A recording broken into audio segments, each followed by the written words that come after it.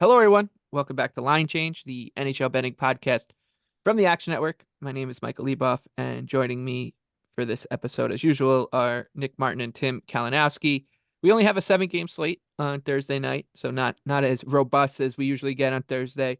So we'll forego the underdog segment. We're also pretty afraid of, downright terrified of the regression that's coming after we went 3 for 3 with our dogs for Tuesday night. We're recording this Wednesday, so we'll just punt on it for this one and instead just go game by game here, and we'll note which game is our favorite bet at the end of the show. We'll start with the Canucks and Bruins. Vancouver coming off a big win in Carolina, in which Elias Lindholm, who Nick said was a terrible addition for Carolina for Vancouver, and just said that the team got worse over and over again. He heard that, scores 2 goals in the win.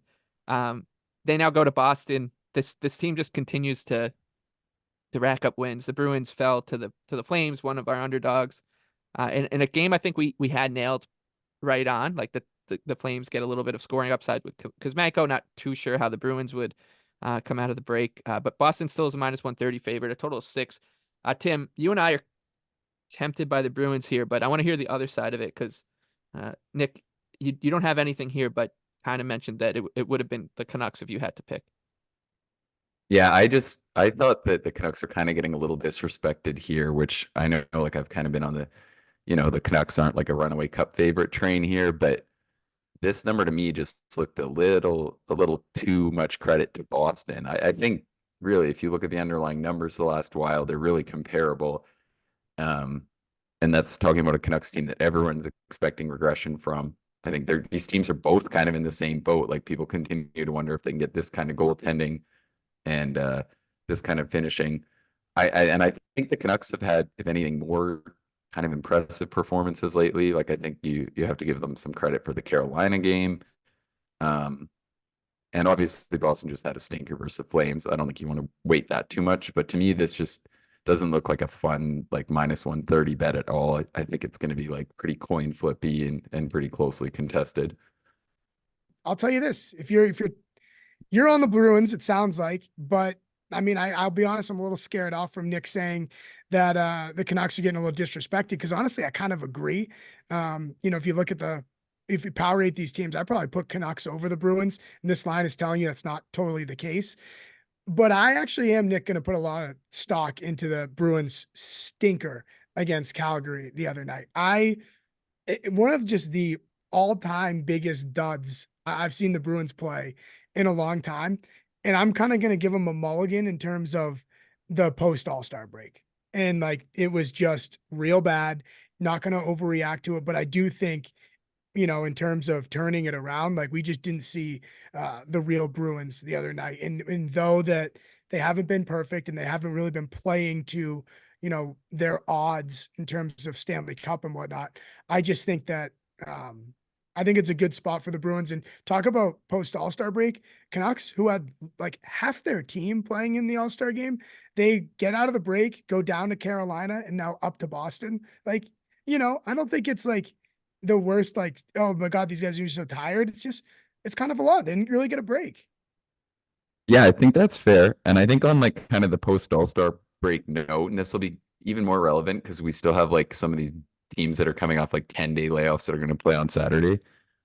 There was really only like there was a lot of teams that looked pretty not ready to go last night. There were some pretty wonky games and results, and I think yeah, the Boston one was probably the most obvious one where it just didn't feel like they were getting after it the way the Flames were. Like that was like the Flames are ready to go. They wanted that, and I think it did feel like more than anything it was kind of not the Bruins' night, and they weren't sharp. I don't know if they thought they were just going to come out and walk all over Calgary, but Calgary's winning all the little races, every 50-50 puck, and it yeah, obviously wasn't a typical Boston performance. Yep. Yeah. I think it's a good bounce back spot here. At one -130 is like the as far as I'd go. I wouldn't want to bet against Vancouver with much more juice than this. I just trust Boston in these kind of situations. They're a team that, in a weird way are kind of just you can cover up the numbers and whatever and just trust their ability to do enough to win on a consistent enough basis. And that's how they've been. And it's hard to admit it because we usually are betting against them because the numbers are usually lagging behind their actual record. But this is one of the few times that I'll take a shot with Boston. Maybe like my third or fourth bet on them all season. I just found like a pretzel in the like hotel floor here at my feet. And I didn't have pretzels. Oh, nice. Yeah, Tim is in Vegas. Check out the Mob Museum and get post game reaction from Knights and Oilers. Avalanche and Carolina up next. The Canes, they come out of the break. They host Vancouver. Now they host Colorado, who's going to be playing their third game in 4 nights. They lose in overtime to New York Rangers. They lose with 2 minutes left in regulation against the Devils in a very strange game. Now they head to Carolina as a plus 120 underdog. The Canes are minus 142. Total here is 6.5. Nick, you like the over, but I'm going to just make a case real quick. I like Colorado.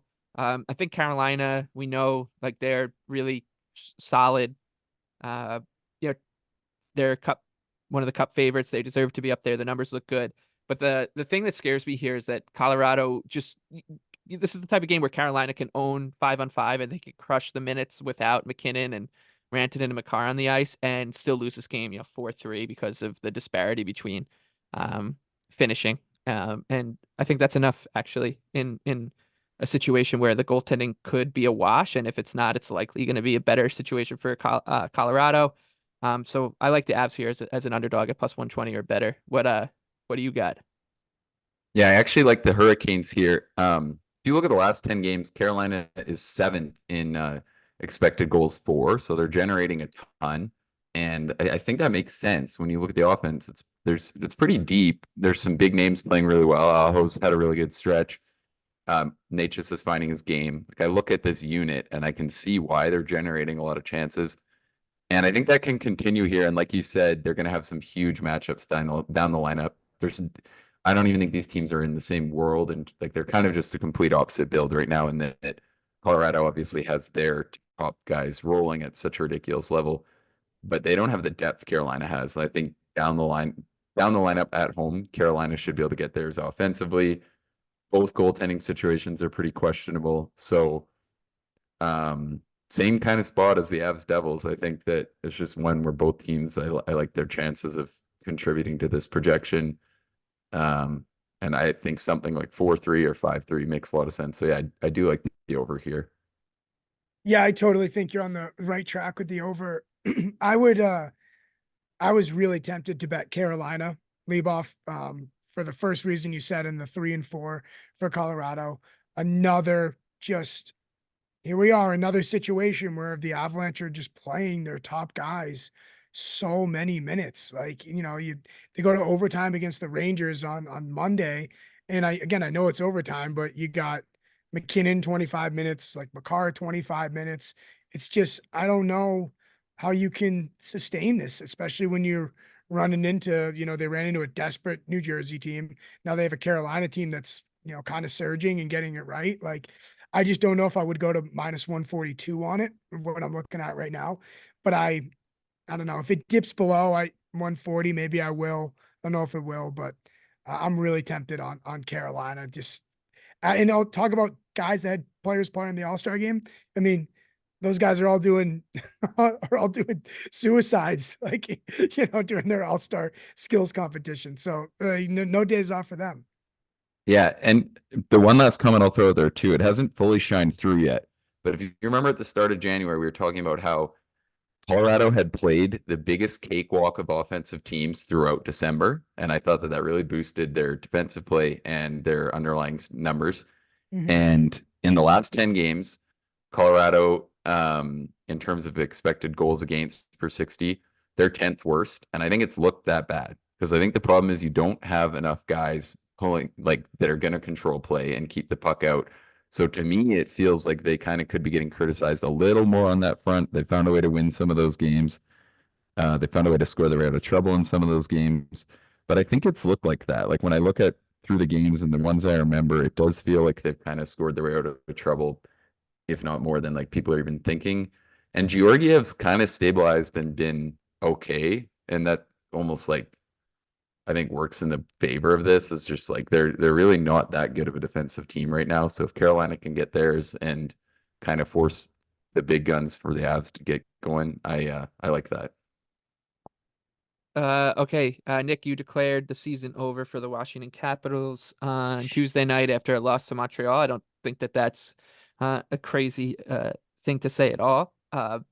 They also will be without Evgeny Kuznetsov, who's in the player assistance program now. They are a chunky underdog in Florida against the Panthers. Washington plus 200. Florida coming off of a loss to Philadelphia minus 245 and a total of 6. Florida has now gone a couple games in a row without scoring at 5-on-5. They scored 2 power play goals against the Islanders in that overtime win, and then a 3-on-3 goal, and then just the power play goal for Carter Verhaeghe in the first against the Flyers, and that was that.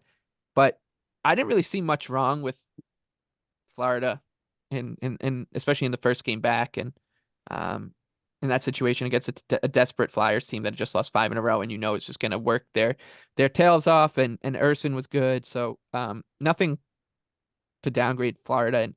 And yeah, the Capitals to me there's going to come a time where Stuckey always calls teams corpses during college football season when they kind of just won't get off the bus. They know the season's over, they're not going to a bowl, and everyone's just thinking about where they're going to transfer to or whatever. I think Washington would be the team that would fit that profile the most, almost in the NHL right now, or we're at least heading in that direction just because of the makeup of the team, especially towards the trade deadline. These are professional athletes, so it's like nothing you want to get too carried away with. It's just they're going to be almost as unappealing an underdog. They're going to be an underdog a lot, as any other team in the NHL. So it's a pass from me, Nick. But I could see a lot of people just saying that Florida's going to have their way here. Yeah, and Florida's so like they're pretty offensively sound in terms of like turning run of play into like actual goals. To give the Caps like the tiniest offense of that Montreal game, which was a complete joke, but it's the same kind of thing as the Bruins. The difference is the Bruins have 1,000,000 points, and for the Caps, that was like a complete must win, like 2 points need to have. It really was just like that first period, they came out completely not ready to go. And then they did get it going. And if another goalie was in the net, I think it might have been a little different. So shout out to Sam Montembeault because he's been absolutely ridiculous. But I mean, that's the problem with the Caps too. They don't have much scoring talent left on the board. There might come a time to buy on them. I don't think this is it. I think Florida's just gonna bounce back here. I like the way they're playing. And especially too, I wouldn't hate if like you're actually I don't know, like in the 4 games coming up for the Caps are horrific. Yeah. I could see maybe if this one goes really bad, one in the next 2, maybe there being a chance to buy on them because they do have the ability to kind of like play a good structured game, and Lindgren can provide good goaltending. So there might be a time, but I don't think this is it. I'm pretty high on the Panthers, and yeah, I think Panthers are pass, honestly. Panthers puck line or 3-way, whichever you prefer. I'll probably go the puck line direction. You guys nailed it. The Caps are, I know Leboff, you're saying like, hey, I'm not trying to sound too strong here with the corpse analogy. It's just that like, are they going to go play out the string at one point? Because it's just, Cabo's looking a lot more enticing than, Friday night against the Minnesota Wild, so that's kind of what I can see happening here. And why I really like the Panthers in this spot is, I'm not saying, just because they lost to Philly means now it's time for them to win. Not like the roulette analogy. It's that I know they're going to have Florida's full attention after Florida drops a game to an inferior Flyers team, first game after the All-Star break. It's like perfect scenario for Maurice to get into those guys. Like, oh yeah, what'd you do All-Star break? You come back here, lose to Philly. Like, it's like a coach's dream. You can rattle off all the one-liners. Yeah. So I think it bodes well for a Florida team that's certainly, when they play to their ceiling, can make it look ugly against the Capitals team and a lot of other teams.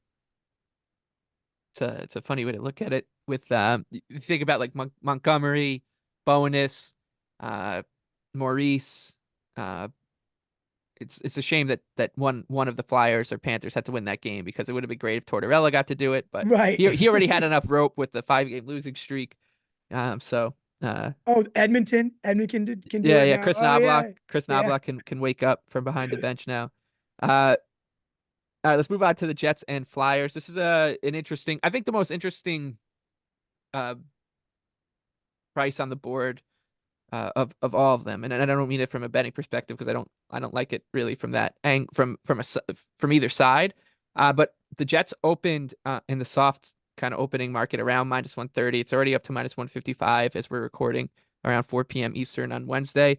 Flyers +130 coming off of a good game and a total of 5.5. So it's not like the Flyers are getting much credit for the way that they bounce back against Florida, and it's not like people are downgrading the Jets all that much after losing their fourth in a row.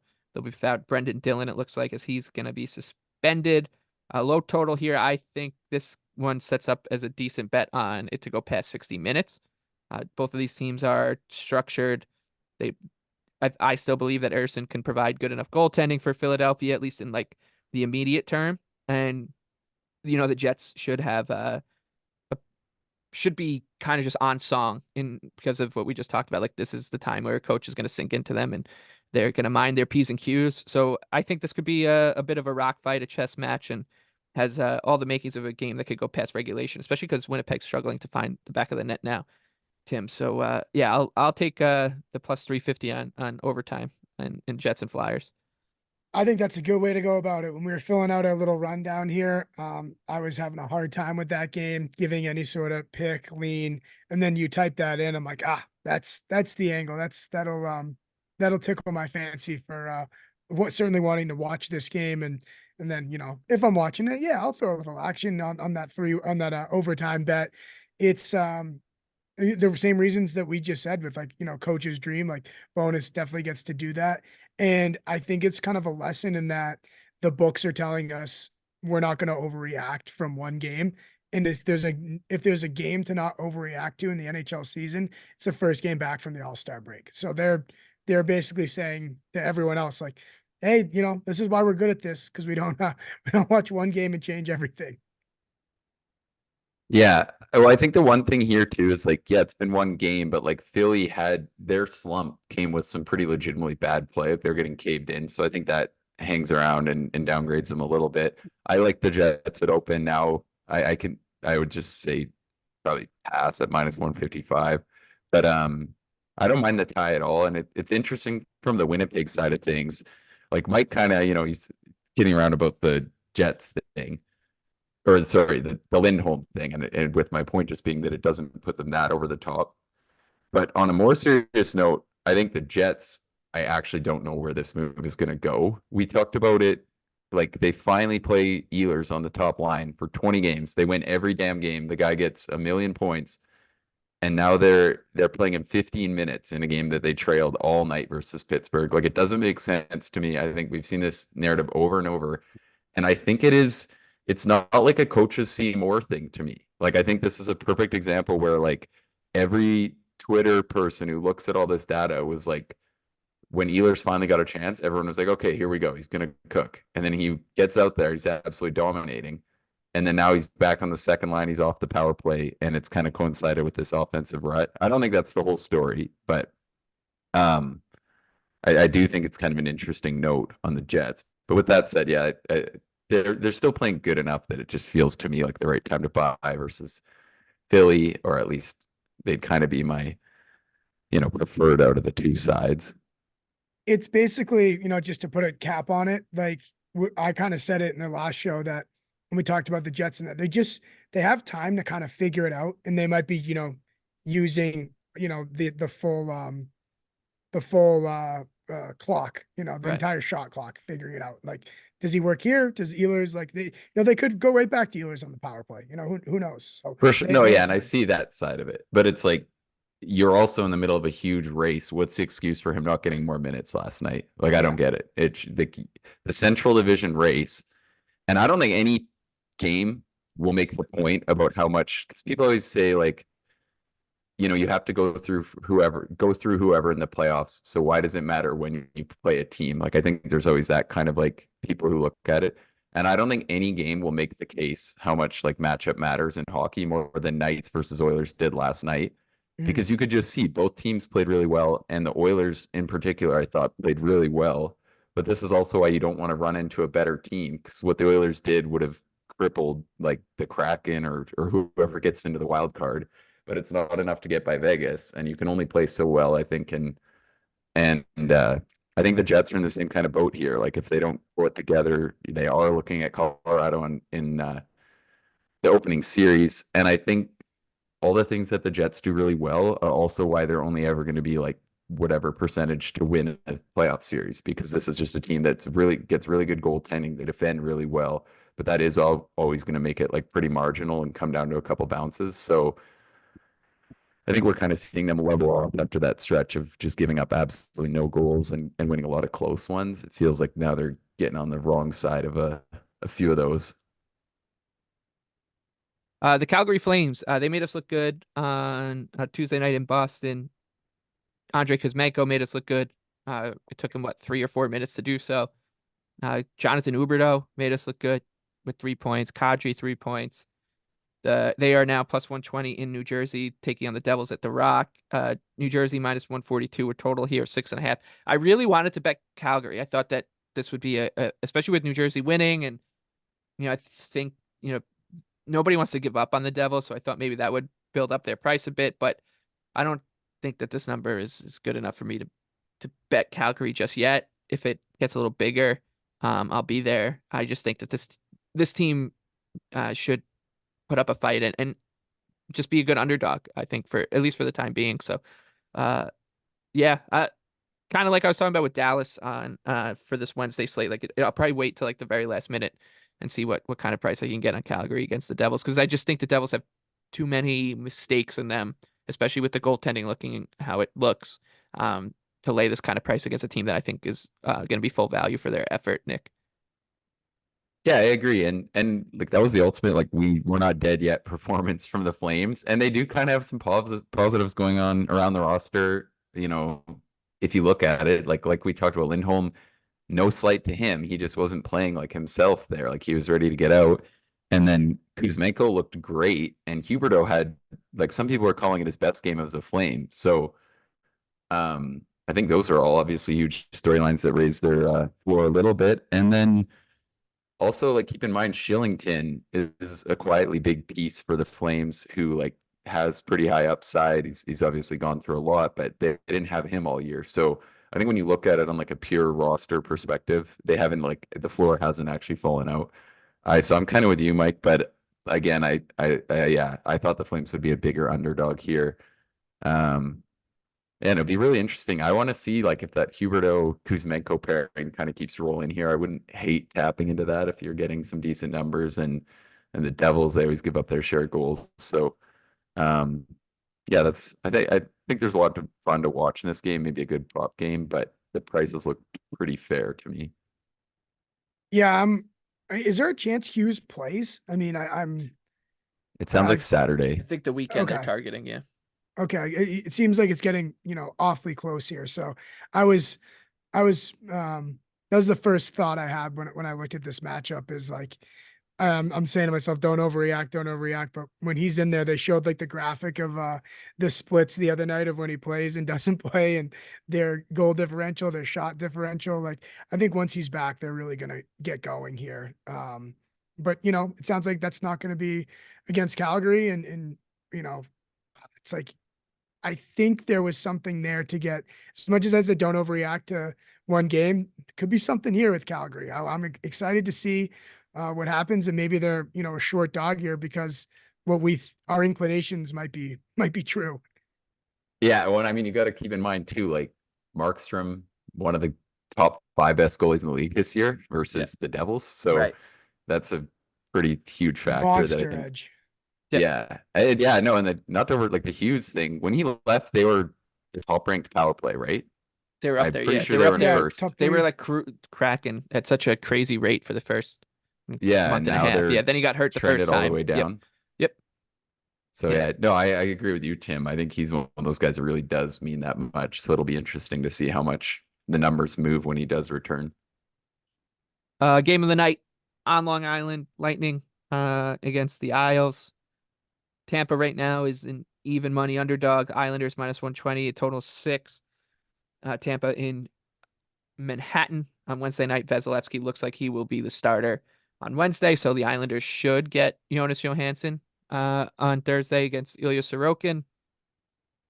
Think the Islanders just they look a different team under Patrick Waugh, and I'm a fan obviously, so I would die for Patrick Waugh, so maybe I'm a little biased here, but I'll flip it over to you, Nick. I feel like you might be a little impressed with the Isles here and think that now would be a good time to go back to them.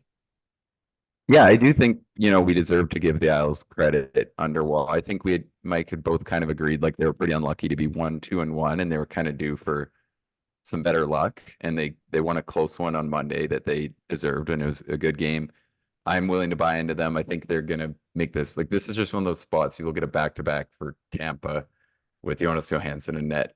I want to feel like the Islanders can pay that off, and they really have displayed a much better process under Patrick Waugh. They're owning a lot more of the chances. So I think they can get to Johansson here. I think that this number's just it seems crazy, but I kind of think in this spot the Islanders deserve to be a much bigger favorite, and I like the chances they pay it off. And great spot. Mike loves to point out how bad the Islanders get it from the schedule makers. They do. He's scared that I mean, of course, they get the Lightning on this back-to-back after the long break. Come on, you can't give us a true back-to-back for once. Come on. Yeah, when we were, if this was coming like in the regular part of the schedule, they would have made the Rangers be the second game. But they're like, all right, we'll make the Rangers play one of their, they'll take the front end here because it's not a true back-to-back. They're always thinking. They're thinking about all these things. The schedule makers, how to screw the Islanders. They're over there in their lair, their bunker under the NHL offices. Yeah, they got a picture of Lou's face, and they're just like, Yep. yeah, how can we screw him today? This is the brainwashing number that you have done on me. It's really sad. My first year on the pod, and it's sad. And I'm on the Islanders here. Fighting Patty was all the reasons you guys said. I'll also add to, they got a bit unlucky in that initial stretch with Wall. Our wallets also could tell you that it felt unlucky because I feel like I've been backing them nonstop. But the biggest difference for them, I think, in the eye test is just them playing their stars more. It felt like, Barzal didn't come off the ice in that game against Toronto, and that's what these teams do, that role in the regular season. Like the Islanders, especially under Lambert, they make the regular season so hard. It's like, go look at what Colorado does. Go look at what Toronto does. They just go Edmonton. They just go roll these guys out over and over again. And look, I probably cross that bridge when you get to it of wearing Barzal down. If he's worn down in the Eastern Conference Final, you had a good problem. Get these fourth liners off the ice with a minute left and you're trailing a goal. Like this is good stuff. Yeah, and I think you've put it perfectly, Tim. You can cross that bridge when it comes to it because there's too many games under Lambert where it's like, why not? Where do you guys think you're at in the standings? I get it. If you're Vancouver or the Bruins or whoever, you're way up there. I can see how you want to try to manage some guys' minutes. But yeah, and also I think going back to if you want to go to Barzal and Horvat props, that line is just dominating. And I think if this game's close again, and I don't mind, I don't really know if I see this as the Islanders having to win this thing 3-1 or 2-1 at all. I think with Johansson and net, they've been playing a more up-tempo style. They've been getting a lot of chances. I think they can, actually win this game 4-3 or whatever if need be. So I wouldn't hate targeting some of the Isles big dogs. And part of the usage too, and I'm sure Mike would agree with this too, is every game's been really close, if not Isles trailing. So that does go into it. But that's how it was all year. How many games went to overtime? Right. So I think it's probably going to be fairly close unless the Isles kind of get a good lead early. And that was one of the criticisms of Lambert, was that the Islanders had spent, I believe, up until New Year's Day when the stat was making its rounds, that the Islanders had spent the fewest amount of minutes trailing in the NHL, and they were 18th in points percentage because they just would blow leads with 90 seconds left, and it was just horrible management of minutes and of situational awareness and all that stuff. But the one other thing I want to note is that Ilya Sorokin's numbers they look watered down compared to his career numbers with the Islanders, so they don't look elite. But the guy has been so good, and if the Islanders had basically any other goaltending tandem in the league, they'd be so far out of this playoff race. The underlying numbers even kind of like portray him as being just like good, not great. I do think that there's room for him to. He's not going to win the Vezina, but to like put some pressure on the guys above. If the Islanders go from being the worst defensive team in the NHL to being like 18th under Wah, his numbers just will naturally go up with the way he's playing. And he looked really sharp against Toronto, which he got a break. He played like 13 games in a row when Varlamov was hurt and faced 40 shots a night, and he looks fresh and ready to go. So I agree with you. You just need 50 math guys to be voting on it. Right? Yeah, exactly. That's the thing. Right? Yeah, right. The private models I know have Sorokin even higher, like way higher than Money Puck's model, and I know Evolving Hockey's model is higher on Sorokin.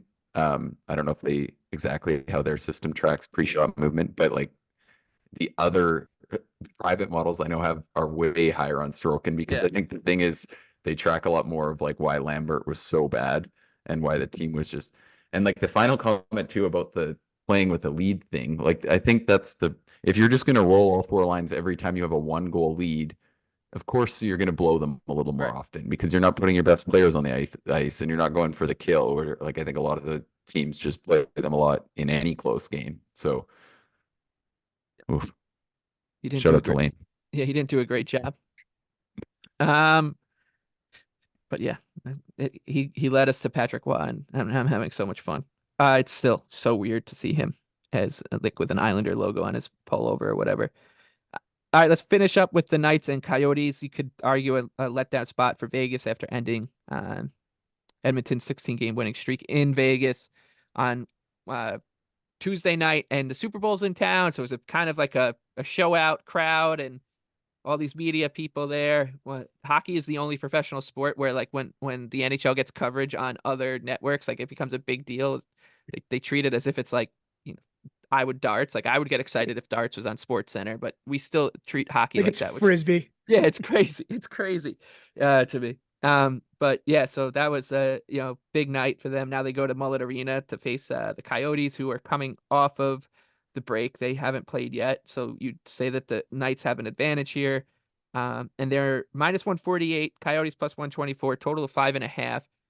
This does seem a little bit low on Vegas, I would argue, even though we love our Coyotes here. And I would assume that it gets bigger by Thursday morning. Nick, what would you say like your threshold here is for betting the Golden Knights or Coyotes, whatever way you're going? Because I feel like this thing's going to move. I think it's going to move. I also think the other thing that's going to happen is Logan Thompson is going to get this start. Just it feels like a good one. Like I think the Knights are going to, they've got a 1A and 1B duo here. As much as I think Hill is just clearly way better. If you look at the numbers this season, Hill is leading the goaltending, like the meaningful goaltending categories by a significant margin. Yeah, like he's been fantastic. He's been insane. It's almost kind of flying under the radar, like how far he's got a 938 save percentage. Can I tell you why I think it's flying under the radar? Because everybody last year said, "Oh, you don't need a good goalie to win the Stanley Cup," ignoring the fact that he played really good. So he was a good goalie, and now he's still playing. He played insanely good, yeah, and they yeah, defend really well. Yeah, like I always think there's more that kind of goes away from the numbers and like being a team like Vegas that does pressure at the right times, and you're always trying to shoot through bodies, and like I think they do a lot of little things well to really help them thrive. But at the same time, like his numbers dating back to the start of the playoffs last year are ridiculous. Like he put up a 932 save percentage in the playoff run, and everyone was like, how the hell did he do this? Like, were the Knights just that good? Is he that good? And now this year's numbers are better. So you're talking about pretty Hill, insane. by the way? Yeah. Yeah, so talking about Aiden Hill. I was watching this roller coaster right here. I zoned out, but I think the reason is name Aiden Hill is the most like assuming name ever. Like it sounds like your buddy. Like, yeah, hey, my buddy Aiden Hill. Like he was a good player in college. There was nothing to him. Yeah. The only thing he had going for him was he was part of that 2015 draft where everybody turned into a star except for the three guys the Bruins drafted in front of Barzell, Connor, and Shillington. Like this is He doesn't have like, it's because he doesn't have like an SK and a V in his name, like all these like these Yeah, other exactly what it guys. is. Yeah, there's no. Well, on his whole route too, right? Like he Yeah. really grinded to get. He's from, or he played a lot of hockey around here. He played in Calgary, and actually one of my best friends was his goaltending partner for a season when they were like 15. So There you familiar go. with the story. Oh, And so they it's have kind of two. They have he's two Calgarians in their tandem, yeah, right? Yeah. yeah. And anyway, so I'm familiar with him and happy to see him doing good. But it's crazy. And yeah, to go back to the point here, I do think this price is pretty short. Like I think it'll move, and then what's going to happen is maybe there'll be a little buyback when it's Logan Thompson. But like right now, minus 148, that seems so short to me, and I don't really see what the Knights have done lately to impress us. But like Arizona, you look at their side of things, it's been really, really bad. So I don't know. I feel the same way in leading Vegas. I'll say the two things that are scaring me off is one, leave off what you said, and that they just came off a very watched game, very national coverage type game, and I feel kind of square in being like, oh yeah, Vegas. Like I feel like my reasoning for betting them will not be that they just beat Edmonton, but a lot of other people's reasoning will be that they just beat Edmonton. So I'm like afraid to be in that camp. And number two, we've seen them play each other an awful lot this season. They both just kind of want to make this thing a staring contest. So I'm just kind of afraid it goes to overtime and goes the wrong way. Yeah, and I definitely see that part of it. Like I don't love this spot for Vegas. And if you look at like what's been impressive about their gameplay lately, it's been like being opportunistic and getting goaltending. So Yeah. like that doesn't make a strong case as a favorite, I don't think. But also you look at what the Coyotes have been doing, and that's kind of the thing that makes it tough. I don't know. It feels like one of those numbers that just sucks you in, and then you're upset if you're wrong. But Okay, that's all 7 games. Let's real quick. We can just run through what our favorite plays are for the night. Tim, you can go first. Yeah, I called an audible. I originally told you guys in the rundown it was going to be Boston, but I was real convinced after our conversation on Carolina. Not a great spot for Colorado. Play the Stars too much. I just think it's a tough spot for them to, Carolina is the perfect recipe to kind of make you pay for that. So I'm going to be on the Carolina Hurricanes. Isles for me, minus 120. I'll be in the building, 8 o'clock start on ESPN here in the States. It's appointment television to watch Patrick Waugh and Matt Barzell do their thing. Everything's looking like it's heading in the right direction for them. They should have a huge goaltending advantage with Johansson likely to get the start for Tampa. So I think that you want to get the Isles as early as possible here for their game against the Lightning on Thursday night. And I don't mind backing them. Isles like a same game parlay of like Isles in the under too, because I do think that this could be like just like a 3-4-1 game with Sorokin in form. Nick, what's your favorite bet? I will co-sign the Isles as favorite bet. I'm split on two. I think I like them both just for standard play is the Isles and the over in the Avs Hurricanes game. As we kind of went into, the Canes are generating a lot of chances the last month. They've quietly been a really good offensive team, and I actually believe in the upside of their roster on that front. So I think they can kind of expose some of Colorado's flaws down the lineup and get theirs offensively. And then I like the chances that the Avs big stars find a way to put up 2 or 3, 4, whatever it is. So I think it's another one of these totals where I like the game to be pretty up tempo and fast pace. I think both teams are going to contribute to the total pretty often. So I like the over 6.5 in Avs Canes. Okay, and real quick before we head out, we have 3 games on Friday night and then a 13-game slate on Saturday that runs all day. So might as well just set you guys up for the weekend. Some spots that we like as far out as we can project. I will tell you, I'm gonna be on Anaheim on Friday against the Oilers. No idea where this number is gonna go, but I assume it's gonna be one of the biggest of the season, even with Anaheim as the home team. So I'll be begrudgingly. That's not true. That's actually a bold-faced lie. I'm excited to bet the Ducks in this spot. I said it on our last show that no matter how it happened, I could see the spot being pretty good for the Ducks. I'm really interested to see where the Toronto Ottawa line opens because I think that people are starting to, including us, like come around on the Sens. Like maybe they're starting to go the right direction, but they're coming off the long break. The Leafs will have already played a couple games, and I don't think Toronto. I think Toronto could get overlooked a little bit. So if you can catch Toronto as like a short favorite, like in that minus 140 range, minus 135. I think they're interesting. And yeah, I think Nick, we kind of talked about the schedule with the Caps coming up, and it's just such a bear. I would have really liked to target them this weekend, but they've really pissed me off. So, and I'm gonna probably be on the Kraken against Philadelphia. I think that line is gonna be really tight. So, I like Seattle a little bit more, even in a tough spot with them coming off the break. So that's for me. What do you got for this weekend, Nick? Yeah, I think the Jets maybe in our favorite revenge spot is versus they catch Pittsburgh back to back. I think that could be a good time to get on them. Um, and then what was the one that I could see too is I want to see where Buffalo opens versus the Blues. I think the Blues have been not good at all recently. I think they're kind of one of the bigger luck boxes. They make their return game from this huge layoff in Buffalo Saturday morning. I think if Buffalo's not a favorite in that game, I'll be betting them. So, with that said, the play will be a favorite. I think I'd even go down to minus 120. And yeah, I like that. I think that's kind of the one spot that I'm expecting playable odds on. I endorse both of what you guys said. And then on Saturday, I would just pay attention. Some really good matchups. I'm just interested to see what the lines get spit out at. LA and Edmonton, notable. Colorado and Florida, notable. Vancouver, Detroit, notable.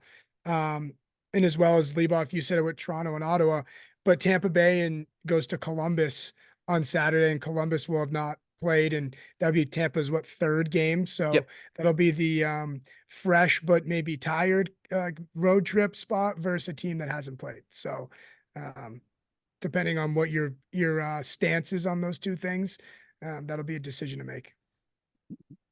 Tim, I do want you to be the only person at the sports book on Friday night to be holding an Anaheim Ducks reverse puck line ticket. So you get on that.